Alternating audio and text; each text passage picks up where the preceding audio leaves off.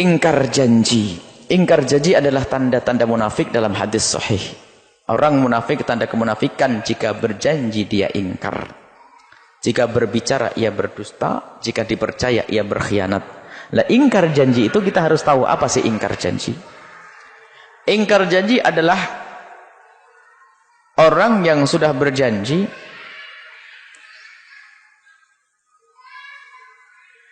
dan di dalam berjanji itu ia mampu untuk melakukannya. Ternyata dia ingat janjinya dan dia bisa melakukannya, kemudian dia mengingkarinya. Pertama dia berjanji, yang kedua dia ingat akan janji, yang ketiga dia bisa memenuhi janji tersebut dan tidak ada benturan syariat atau kekurangan apapun, tidak ada udzur, ternyata dia mengingkari janji. Itu namanya ingkar janji, hati yang busuk. Tetapi ada orang yang berjanji tapi lupa, nggak bisa dikatakan ingkar janji. Mungkin tidak lupa, ada berjanji, ternyata besok insya Allah saya datang loh ya, insya Allah, ditunggu di rumah sampai siang tidak datang. Apakah ingkar janji orang tersebut yang telah berjanji kepada Anda? Tidak, dia lupa. Dia lupa. Jadi kalau lupa tidak disebut ingkar janji. Atau ingat tapi tidak mampu, hujan deras, ban bocor, macam-macam. Maka dari itu orang baru disebut sebagai pelanggaran di dalam ingkar janji adalah jika terbukti bahasanya dia memang benar-benar berjanji, kemudian setelah itu dia mampu ya untuk menjalankannya, tidak ada halangan ya, dan dia ingat dengan janjinya. Lah kok dia nyantai-nyantai, kenapa ke sana? Biarin deh, itu ingkar janji, hati yang busuk, dan itu munafik. Tanda-tanda orang munafik kayak begitu tuh.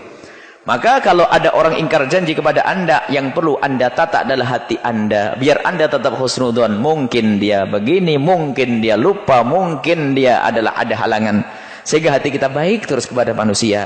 Jangan sampai kita suudzon, ingkar janji, munafik, kau munafik, padahal dia ada udzur. Dan udzur itu macam-macam, ada sakit, ada macam-macam ya.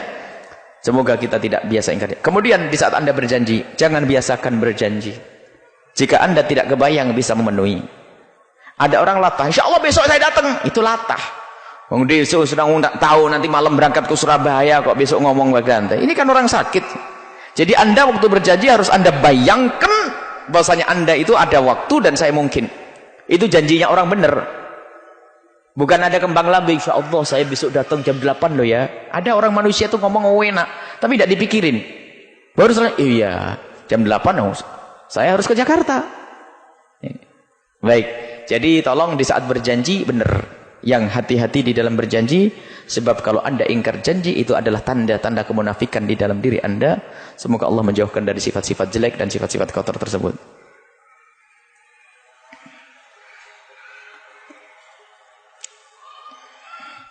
Apakah orang yang berakikah atau korban makan daging hasil dari akikah korbannya boleh? Makan yang banyak boleh, nggak apa-apa. Asalkan korbannya bukan korban yang wajib. Dan korban tidak akan ada, tidak wajib. Korban hukumnya sunnah.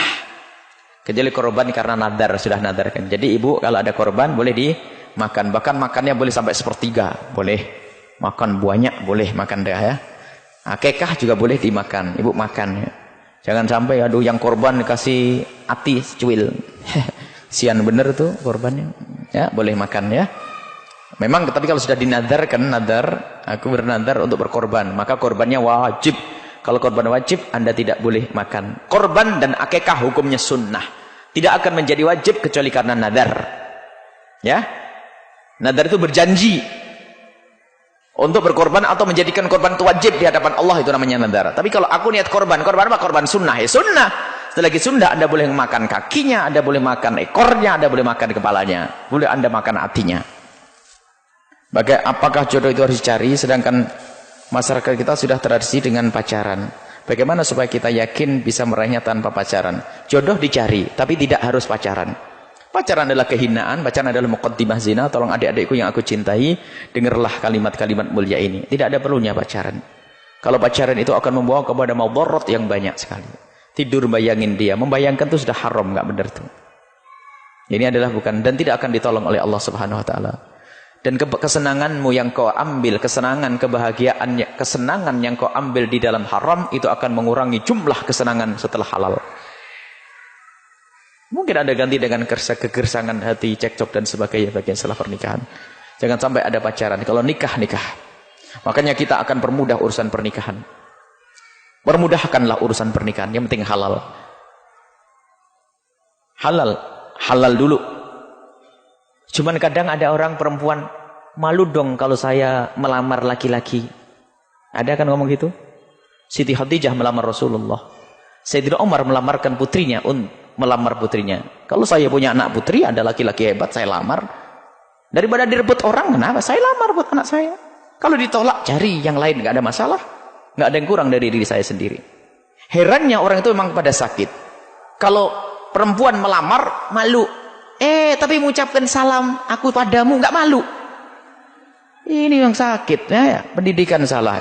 Pacaran nggak malu, tapi mau nikah, malu lihat. Itu pacaran bukan yang mulai laki-laki semuanya tuh. Nah, bahkan banyak dari kaum wanita yang memulai. Apakah dengan salam atau dengan macam-macam.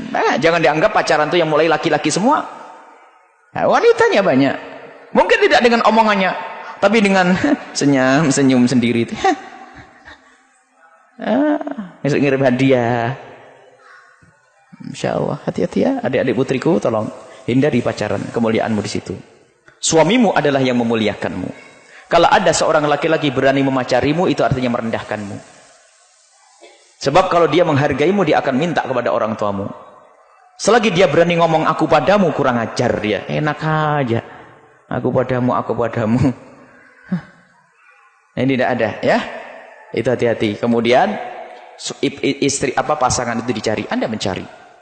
Yang lagi mencari. Lihat kalau ada anak tetangga solehah, Anda minta ke orang tuanya.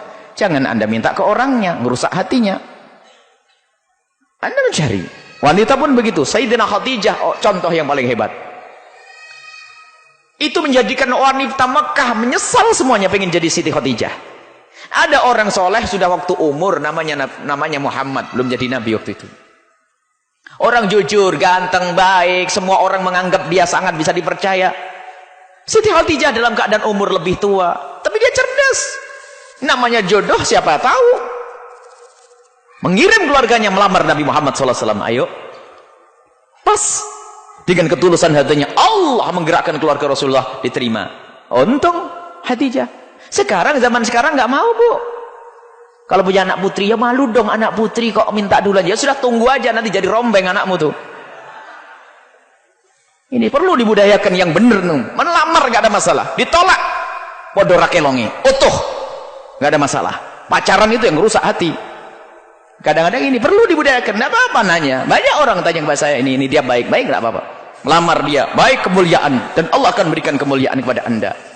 Sayyidina Umar punya anak perempuan, pengen menantu yang soleh, datang kepada Abu Bakar. Hei Abu Bakar, sudikah kau menikah dengan aku? Punya anak perempuan namanya Hafsah. Mungkin kau ada hajat kepada putriku? Diam Sayyidina Abu Bakar. Disampaikan kepada Sayyidina Utsman, Sayyidina Utsman diam.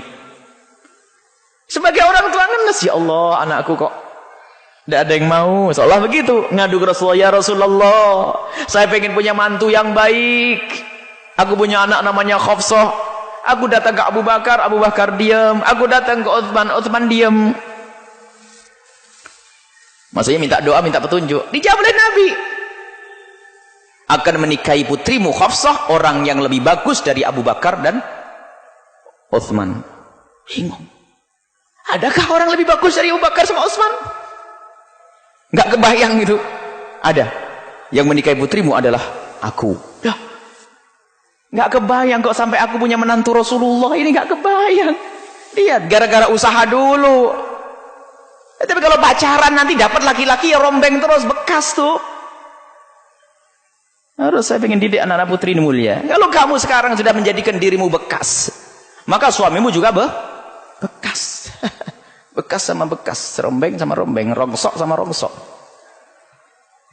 Jaga hatimu wahai putriku yang mulia. Jaga kemuliaan. Sehingga yang mengambilmu adalah wanita mulia. Laki-laki mulia, ya. Enggak apa-apa.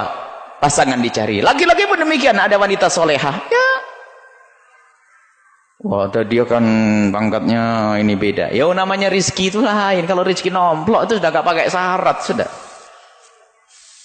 Amar bismillah, tawakkal Allah, perantaranya yang hebat, yang kuat.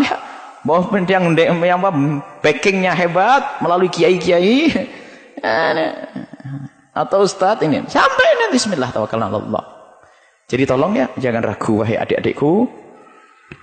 Takutlah, malulah pacaran, tapi untuk melamar jangan malu. Untuk minta laki-laki jangan malu. Kalau memang pacaran malu, harus budaykan ini. Sehingga pernikahan Anda akan mulia nanti. Wallahu a'lam bishawab.